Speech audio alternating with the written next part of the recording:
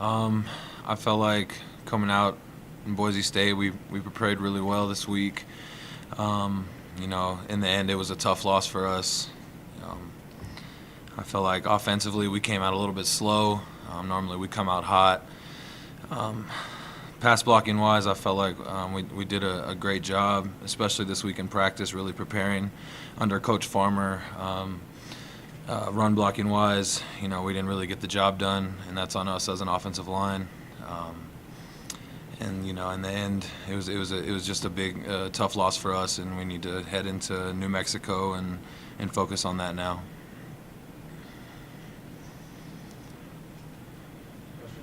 Rob, after the game, coach said, he goes, I didn't have the guys prepared to play.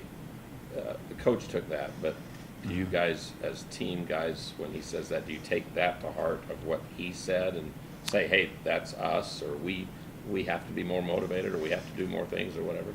Yeah, I mean, me personally and us as a team, I know we do take that to heart because Coach Wells goes to bat for us a lot, and he's like family to us, and he's our head coach, and he takes a lot at bat for us, and I feel like he did prepare us well. We worked hard this week, and last week, and what happened is what happened. Rob, you guys didn't give up a sack in that game. You didn't commit any turnovers offensively. If I would have told you that before the game, how good would you felt about your odds of winning that game? I would have felt like we dominated the game if you would have told me that, and that wasn't the case though. So. When you lined up against them now, was Boise's defense about as good a defense as you played this year, do you think, every down? Yeah, no doubt. You got to give credit to those guys. They gave great effort. They played to the potential that they had. I felt like we shut down, what they were hyped up to be, though, with the sacks and how well they've been playing this year. But you still have to give credit to them. They played well and they gave a lot of great effort, and they took the W that day. So. Give your background as a JC guy. Mm-hmm. When you're a JC guy come to our level, you obviously think you're going to play right away. Right. So give us a run of how you moved in here and stepped into this job, and where it looked like you played tackle, you played guard. Yeah. A little bit. Give us a little feeling of that. It was a real tough transition for me. But it was something that I had to do what was best for me, and to come be a part of this team. And I just came in with a full head of steam, willing to take anybody's job, and that's the way my mindset was, and I wanted to come in and make an impact on this team the way I knew I can, and that's that was what my mindset was like. Did you have lots of other schools that were interested in you besides you talking? Yeah, I had a couple other schools that were interested in me, but when I had took my visit here and talked to the coaches, I knew this is the place I needed to be to help myself in my career, and the family-like environment, under Coach Wells and playing for Coach Yost. It was all, right there in front of me, and that's what I wanted. So did you recruit Louis with you, or did Louis recruit you with him, or how did that work? I left before Louis. Louis came in the summer. I came in January. I talked to him a little bit, but it was his decision in the end, and he came here and he's liking it. So. Against New Mexico, I think everybody on the top always thinks about their running attack and what they're all about running wise. But defensively, they've gotten better. I think they're a pretty good rush defensive team. I know you haven't studied much yet, right? But what you've seen, why are they good rushing defense, or what does it look like on their defensive side? From what I've seen, so far this season, every team is going to, bring it regardless. And I've seen New Mexico play on TV a couple times. And from what I've seen, they do look good up front. And every team's going to look good up front in the Mountain West. And that's just the way it's going to be every week. It's just a matter of how well you prepare and, how much you trust your coaches and the brotherhood around here. Because Wyoming just had 75 yards rushing. Yeah. They beat them 42-3. Yeah. And they didn't. They got some turnovers and things that help yeah. them, but so that shows you that they can probably play pretty good defense. Yeah, definitely. There's no doubt. Wyoming took controlled that game with turnovers. I want to say they scored Five or seven of them or something. Yeah. 35 points in the second quarter. But I mean, New Mexico's played pretty well at home this year. They probably Yeah. should have beaten Colorado State. They played really well against Air Force. Yeah. So, how much better of a New Mexico team are you expecting the one that showed up against Wyoming? I'm expecting New Mexico to come in ready to beat us. I mean, they just took that loss against Wyoming, and any team who just took a loss is going to be willing to do whatever it takes the next week to get that win, because that's what's important. And I feel like New Mexico is going to be ready for us to come in and stand their ground on their home field. And I feel like we're playing well on the road, and we're going to come out and ready to attack regardless. So they better be ready. You guys get in these situations where all of a sudden you kind of have a game like this, and then you seem Yeah. to have rebounded Right. the next game and played with more Right. or whatever. So I guess maybe you guys take to heart some Yeah. of that you've been through before too. Yeah, I think it's just a deal where, we deal with adversity as a team, and we did in the off season, and the coaches emphasized putting us in the worst situations possible, and when we take a loss, it's real hard on us. So, I mean, now we got to step back and, gather ourselves up and go ahead, go full steam again. Because bowl eligibility is Exactly. really important. Yeah. Right? That's right. Did you switch off with somebody in the Boise game a little bit? Yeah, I did. I think a series or two I switched out at tackle, and it was just, I don't know. You had 46 snaps. That's a little below what you normally have. No, I had I believe 64 snaps. Okay. Maybe it's a typo. Yeah, 46. yeah, that sounds about right. So you played both positions in this game again? Yeah, I did a little bit. I mean, I can play, any position the coach wants me to play. Just go in and whatever impact I can do for the team is what I want to do. Well, too many explosives in the passing game early on in the game, and not enough offense to offset it. We really dug ourselves a big hole. Boise, I would say, quite frankly, helped us dig that. They're good. They're a good football team. They're going to win a lot of games. They got a chance to win the division and playing a good bowl game. And when you're playing a team as good as that, you can't dig yourselves a big hole. I mean, 3 drives, I think, out of the first 4 that were 75 yards or so, and then only 1 touchdown drive on offense. And so if you're going to play that poorly on defense, you got to play extremely well on offense. We did not do that, so we didn't do either one of them real well early on. And you just can't. We've done it against BYU, unfortunately, and fortunately we came back, and we did it against Vegas twice and came back. But you can't keep doing that, and so we have to start better. That starts with me, our staff, and then our players. So we have to start better, and there's some, I think, hope that we will if we can get some things corrected. Anyway, so that's where we're at. New Mexico game this week. This is a unique week in terms of scheming and playing. When you play the option, you play a defense that pressures as much as they do and as much as they have against us the last few years. That's who they are. They do it against everybody, I guess. And they're extremely well coached on both sides of the ball. Extremely well coached. A lot of respect for the defensive coordinator and what he does. And they're very gap sound. Bob DeBess is the offensive coordinator. This is what they're doing on option, in the option on offense, has helped turn their program around, and they've done an extremely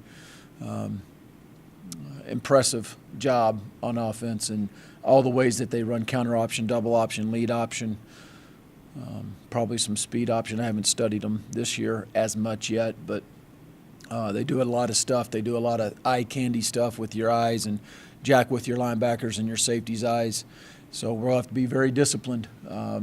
And we've had good ball games against them last 2 years. I mean, basically it's come down to the wire the last 2 years, and they've won. So we got to find a way to win this, get us back to even, 3 wins in the league, and another step closer to bowl eligibility. So it's a brand new day and a brand new week, and we can learn from Saturday night's game, but we have already moved on, and we will. And, it's one of the things about college football, and right now where we're at Utah State is you have to it's a long season, and bye week will be next week, so we got a 6-day sprint all the way through Saturday to find a way to win a game. And the process is a long one, and the off season is a long one, and just try to prepare you for the season, and you have to be able to withstand highs and lows. And obviously Saturday night was a low, and just in terms of our performance, we didn't play well. They're a good team, and we got exposed. So we regroup and move on and go on the road. And I think there's a few guys that said something this morning to me about it, and we're 2-0 in the road in the league, and hopefully that continues. But we have played well on the road this year, so we'll look forward to that. So go ahead and open up for any questions. You just brought up the road. What about not winning at least a league game at home so far? Well, it doesn't sit real well with me, Al. Because No. that's the way you have to. If you're a good football team, you have to defend your home field. Yeah, you do. That's something that doesn't sit real well with me. We've played, quite frankly, we've played the 3 best teams in the league at home too. So we played I don't think it matters the way we played in those 3 games where the venue was. I certainly want to win at home. I don't want to win on the road any less than I want to win at home. It's important to play well in front of your home fans. I recognize that, and we certainly wanted to win well. So the will to win was still there. I can promise you that.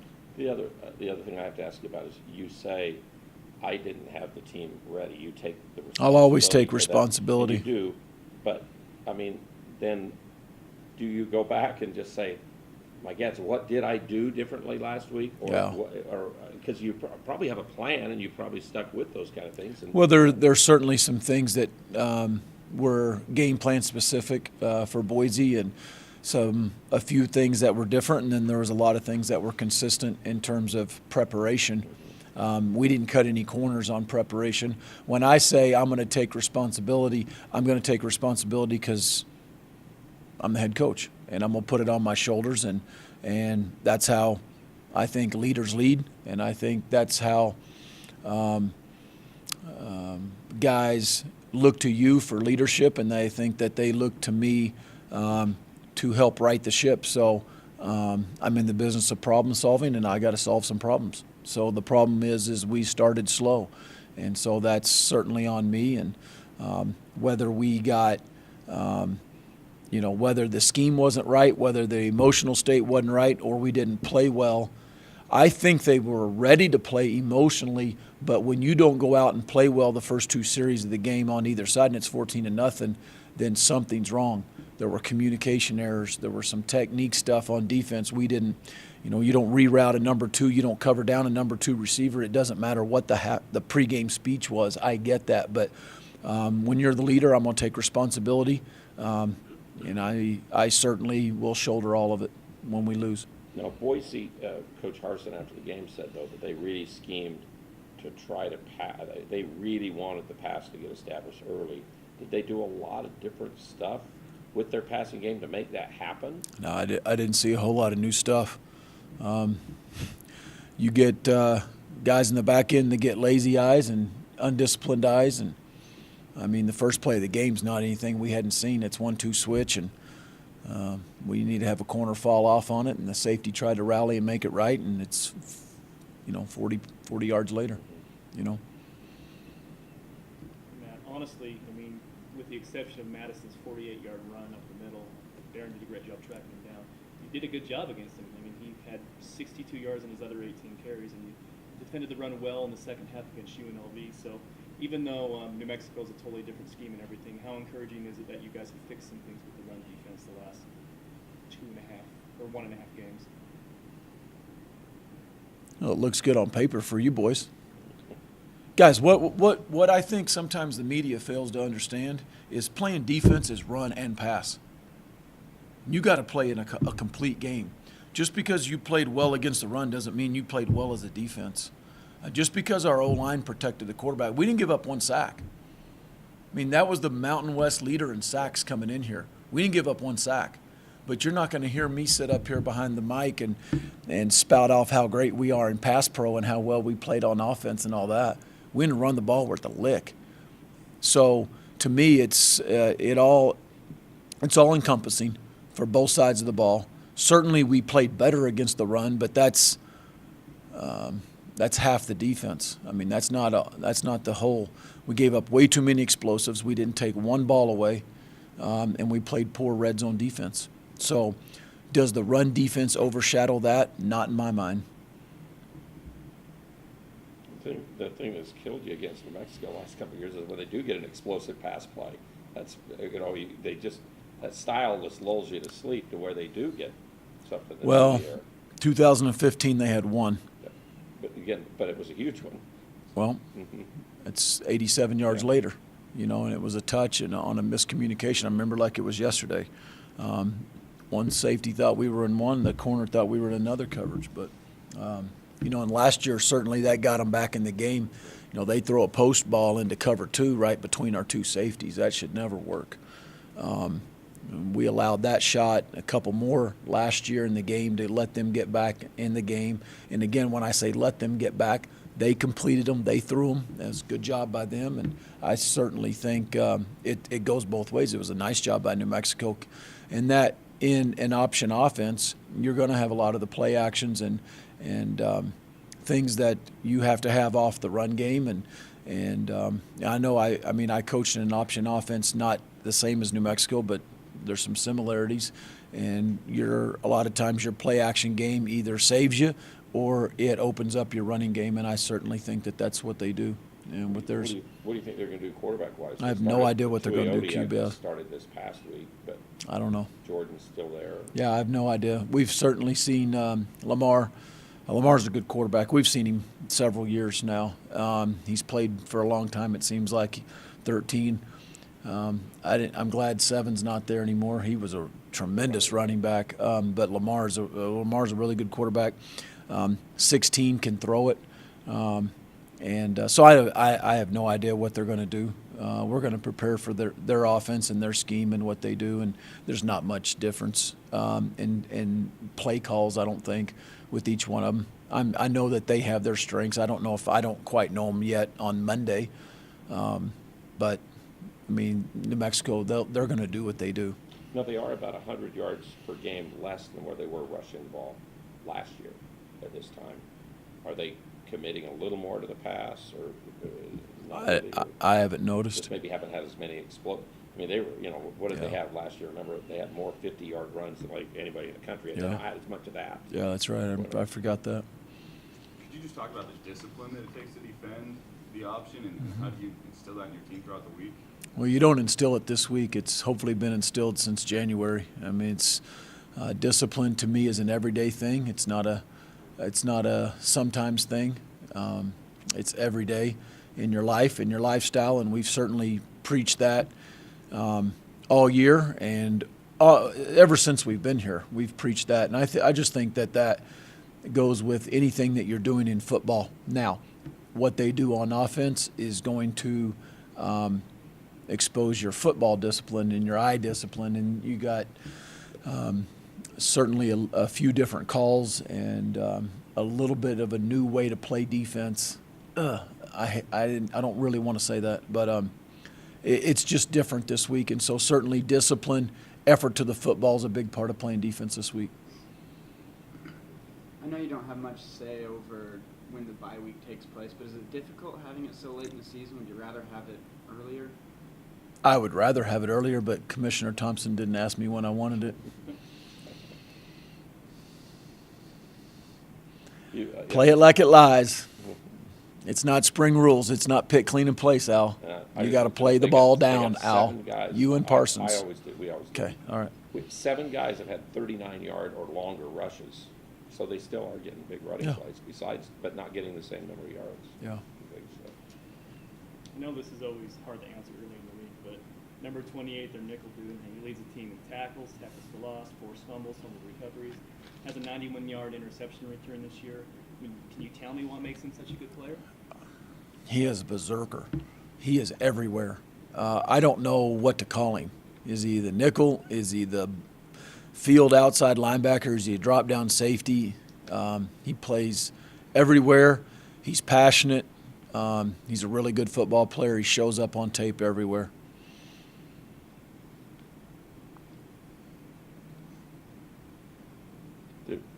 Their defense really held Wyoming to a decent number of yards. I mean, just the turnovers were what killed Yeah, them and that I game, mean, right? 5 drives They did inside the have 40. 75 They have 75 rushing and 240 passing or 250 passing or something. Yeah. Yeah, you know what it was is it's similar to Boise State 2015 here. I mean, you get all those turnovers and you don't have to go very far. Your total yards aren't going to show up very much on your stats, but what Wyoming did is they turned them into touchdowns, similar to what we did that night. You just all those turnovers on your end of the field. I mean, they're short fields, so you're not going to have very many yards, but In specialties, Borcorquez might be the best punter I saw last year, and he's still back. Coach Tommerdahl thinks the punter and the kicker combo may be as good as we've seen all year. So, I mean, this guy's going to kick it, halfway to Santa Fe when we're playing, and then the punter just, I mean, both of them together is a great. They're a good combo. Was Kent's insertion predetermined? Yes. And would you get anybody back, you think, this week injury-wise that hasn't been I able to hope play? so. Yep. Getting close. Yeah, we missed a few guys last week, so hopefully they'll be back this week.